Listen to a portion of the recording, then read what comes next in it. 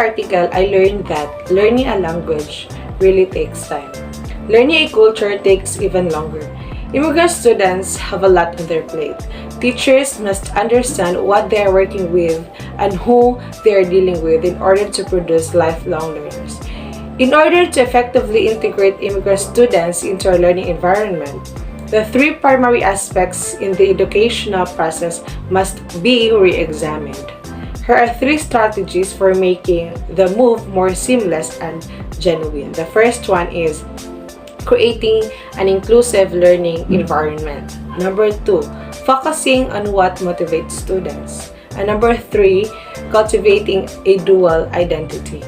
According to studies, integrating students are frequently misdiagnosed as having learning problems such as poor attention span, inattention, a lack of social skills, and emotional stability are all factors that contribute to poor performance.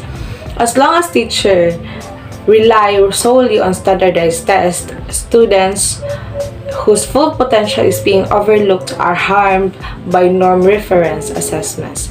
If they don't do it correctly, consider language barriers, students' native language abilities, and the teacher's approaches compatibility.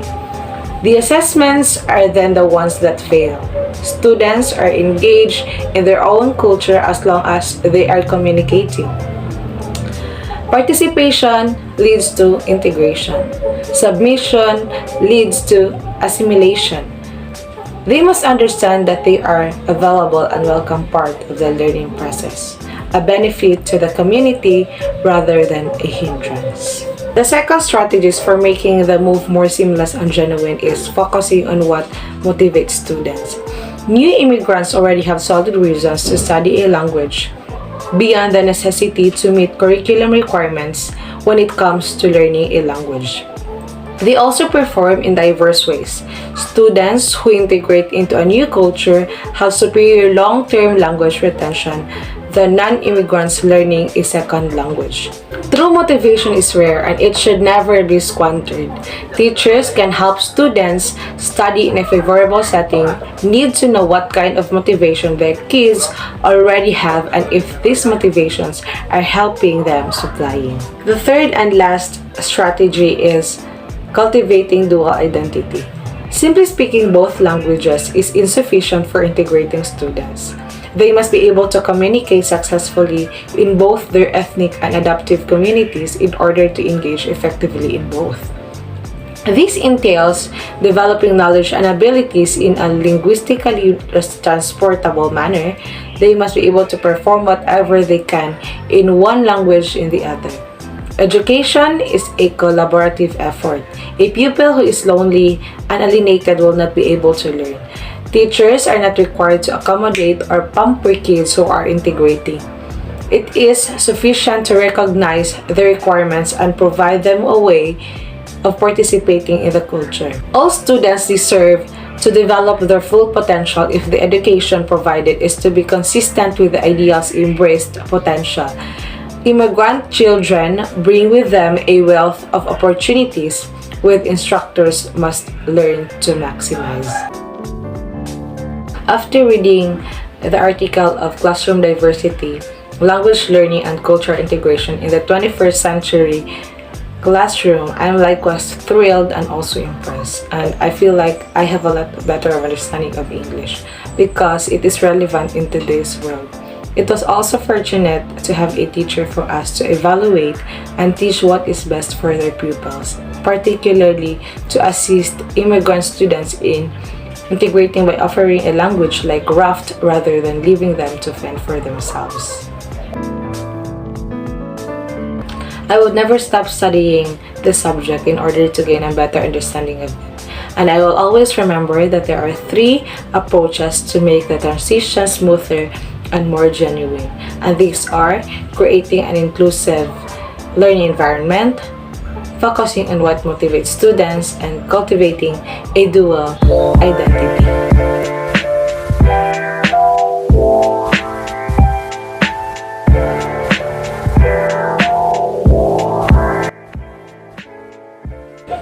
In this article, I learned that persona is the way of a person present himself or herself to the world.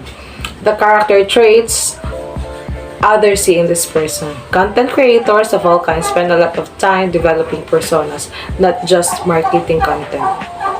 Personas are useful because they allow us to assign stereotype features to hypothetical customers.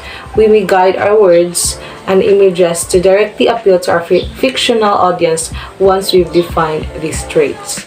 Stereotypes do not apply to everyone, from location to place, language to language, people's likes and dislikes, wants, needs, pleasures, sorrows, ways of being, dress codes, mores, and more various. Language and culture are not synonymous. We can share a culture while speaking a different language. On the other hand, not everyone in the United States who speaks English considers themselves to be a part of the same culture. While some features such as the language are universal, many beliefs, habits, and behaviors differ depending on where you live in the United States.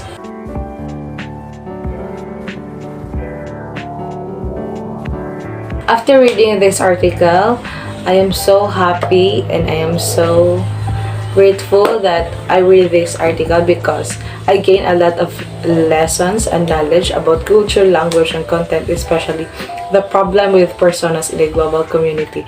And also, I know what is persona, I know the stereotypes that apply to everyone, and I'm so happy and grateful that I learned so many things in this lesson. I would never stop studying this subject for me to have a more knowledge about it. And also, I would always remember that persona is the way of a person presents himself or herself to the world. The character traits others see in this person. And also, stereotypes do not apply to everyone. And this lesson is, I can share it with my fellow classmates or fellow youth that there are problems with personas in a global community.